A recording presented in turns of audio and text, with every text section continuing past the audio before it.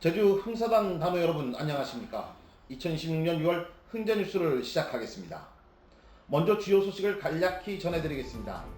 제주 흥사단 제58주년 창립 기념식 겸 6월 원래회의가 6월 10일 제주시 봉계동 단소에서 열렸습니다. 흥사단 산악회 99주년 상반기 전국 합동산행이 5월 31일 거제 망산에서 거제지부 주관으로 열렸습니다. 제주시 여우름 일대에서 열린 제주 흥사단 제주문화유산 답사회 제384차 정기답사가 30여 명이 참가한 가운데 진행됐습니다. 제주 흥사단 산악대 와이카 제190차 정기산행이 제주시 구자읍 성당리 마롯길 걷기로 진행됐습니다. 제주 흥사단 안내판 오류 수정팀이 보고서 작성을 위한 최종 검토 작업을 마무리했습니다. 네, 첫 번째 소식입니다. 제주 흥사단이 창립 58주년을 맞았습니다. 제주 흥사단은 6월 10일 제주시 봉계동 단소에서 제58주년 창립 기념식과 함께 6월 원래회의를 개최했습니다. 김재용 사무처장의 사회로 진행된 행사에서는 김승범 단호가 도산의 말씀 중 불평시하는가 치근시하는가 낭독으로 시작됐습니다. 제주 흥사단 승영희 대표는 기념사를 통해 앞으로 시대의 변화에 적극적으로 대응하고 청년과 시민이 함께 성장하는 열린 공동체를 만들어가야 한다고 강조했습니다. 윤한백 흥제 편집국장은 지난 발자취를 정리한 사진을 모아 활동 영역 동영상을 단원들에게 선보였습니다. 흥사단 산악회 창립 99주년 기념 상반기 전국 합동산행이 5월 30일 경산남도 거제도에서 열렸습니다.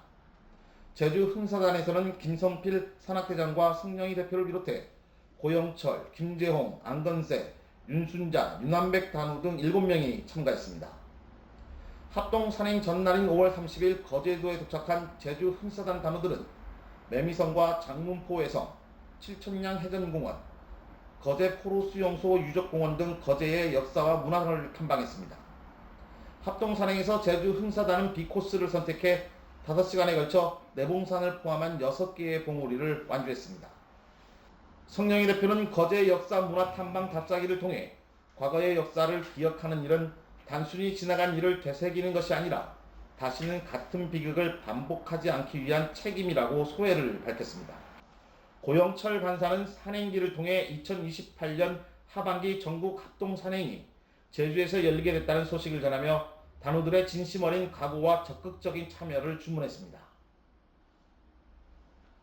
흥제뉴스 데스크 리포트 순서입니다. 오늘 데스크 리포트는 제주문화유산 답사회의 정기답사를 함께했습니다. 다림의 김성보 단우의 안내로 진행된 정기답사회는 제주 흥사단 단원들뿐만 아니라 답사회 회원 등 30명이 참석해 성황을 이뤘습니다. 제주문화유적 답사회가 제주시 에어룹에 위치한 곽지 폐총을 찾았습니다. 곽지 폐총은 1980년대 한 건물 신축 공사 중 조개무지가 발견되면서 실체가 드러났습니다. 곽지 폐총은 한반도에서 가장 넓은 것으로 알려져 있습니다. 청동기 시대에서부터 탐라 시대의 곽지리식 토기, 고려, 조선시대 도자기와 기와 등이 다수 출토돼 한때 학계에 비상한 관심을 끌었습니다. 하지만 대부분 사유지라 실제 보존 범위는 넓지 않습니다.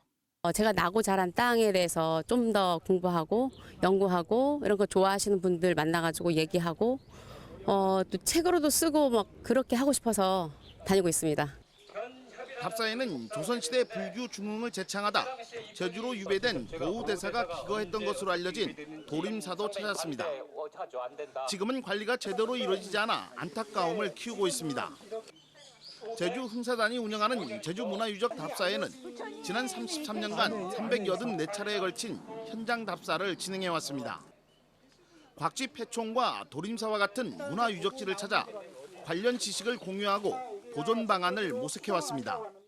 이제 33년째 하고 있는 것을 저는 그대로 유지하려고 하고 있고, 되도록이면은 청소년 내지는 청년층이 많이 참여해 주기를 바라는 마음입니다. 잊혀져가는 문화유적지와 역사의 현장을 찾아 보고, 듣고, 배우며 보존해야 하는 이유와 가치를 깨닫기 위한 조용한 발걸음이 이어지고 있습니다. 흥제뉴스 데스크 리포트입니다. 제주 흥사단 산악대가 제주시 구자읍 송당리 일대에서 190차 정기 산행을 진행했습니다. 당초 정기 산행은 6월 20일부터 21일까지 추자도에서 1박 2일 일정으로 진행될 예정이었지만 갑작스런 기상 악화로 제주와 추자도를 연결하는 여객선이 결항되면서 일정이 변경됐습니다. 갑작스런 일정 변경에도 제주 와이카 산악대는 임창효 단우와 성령희 대표, 고영철 간사 등 8명이 참가해 당오름과 아부오름, 괭이모루를 연결하는 마로길을 탐방했습니다. 임창효 단우는 당오름 정상에서 가진 휴식 시간에 방랑시인 김삿갓을 열창해 산행에 나선 단우들을 격리하고 자칫 지루함에 빠질 수 있는 산행길의 분위기를 끌어올리기도 했습니다. 안건세 단우는 이상과 행동을 같이 하는 동지들과 함께 걷는 시간만큼은 무한한 변신이 가능해진다며 정기 산행의 의미와 가치를 극찬했습니다. 안내판 오류수정팀의 최종 보고서 도출이 코앞으로 다가왔습니다. 안내판 오류수정팀 안호수는 5월 16일 대정읍 일대 조사를 마지막으로 현장 조사를 마무리하고 세 차례에 걸쳐 검토 회의를 진행해왔습니다. 6월 11일 열린 3차 회의에서는 안내판 문구와 오류 지적 내용에 대한 세밀한 재검토를 진행해 최종 검토 작업까지 마쳤습니다. 안호수는 8차례의 현장 조사를 통해 작성된 오류 조사 보고서를 정리하고 관계기관에 제출할 최종 보고서 작성만 남았다고 밝혔습니다. 지난해 중국 상해 단대회 참가에 이은 백두산 탐방이 잠정 보류됐습니다. 성령희 제주 흥사단 대표는 지난 5월부터 진행된 백두산 탐방 수요 조사와 홍보 결과 참가 6명, 불참 8명으로 나타났다고 밝혔습니다.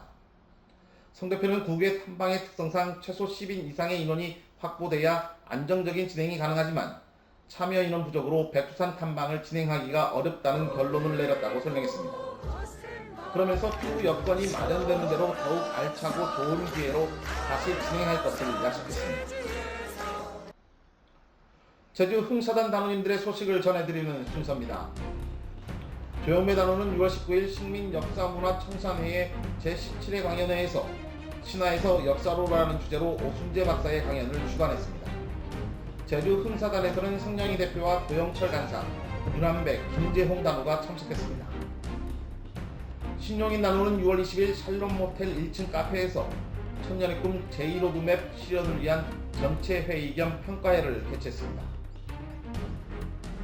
김순표 단우의 배우자인 장희순님께서 제9회 전국 동시지방선거에서 더불어민주당 제주자치도의회 비례대표 도의원 5순위로 당선됐습니다. 김선필 제주흥사단 산악대장의 조카인 박지현님도 더불어민주당 제주자치도의회 비례대표 도의원 1순위로 당선됐습니다. 고영철 단우는 6월 6일부터 24일까지 초등교원 벽시회원과 정교조 조합원, 성산읍 문화관광해설사 교육생 등을 대상으로 제주 원도심과 성산읍, 추자도 답사를 안내했습니다. 또 서귀포 문화원과 우기초, 서귀중앙초, 제주문학회, 김영중, 탐남문화대학에서 선사유적과 학생 항일투쟁, 법정사 투쟁, 탐나술력도 등을 주제로 강의를 진행했습니다. 2028년은 제주 흥사단 창립 60주년이 되는 해입니다. 또 흥사단 하반기 전국 합동산행이 제주에서 열리는 해이기도 합니다. 도산 선생은 1918년 10월 제1차 세계대전의 휴전이 성립되었을 때 미국 캘리포니아주에서 흥사단 단원에게 발표한 전쟁 종결과 우리의 할 일이란 담화문에서 공고한 기초 위에 좋은 건설이 있고 튼튼한 뿌리 위에 좋은 꽃과 열매가 있다며 종전 이후 국제사회의 요행에 기대지 말고 기초를 튼튼히 해서 우리 힘으로 독립운동을 전개해 나가야 한다고 강조했습니다. 지금부터 창립 60주년 기념식 준비위원회를 꾸리고 창립 60주년과 전국 합동산행 등을 포함해 자체적으로 연중 행사를 진행하는 것도 나쁘지 않을 것 같습니다. 2026년 6월 흥제뉴스 준비한 소식은 여기까지입니다. 시청해주신 다음에 고맙습니다.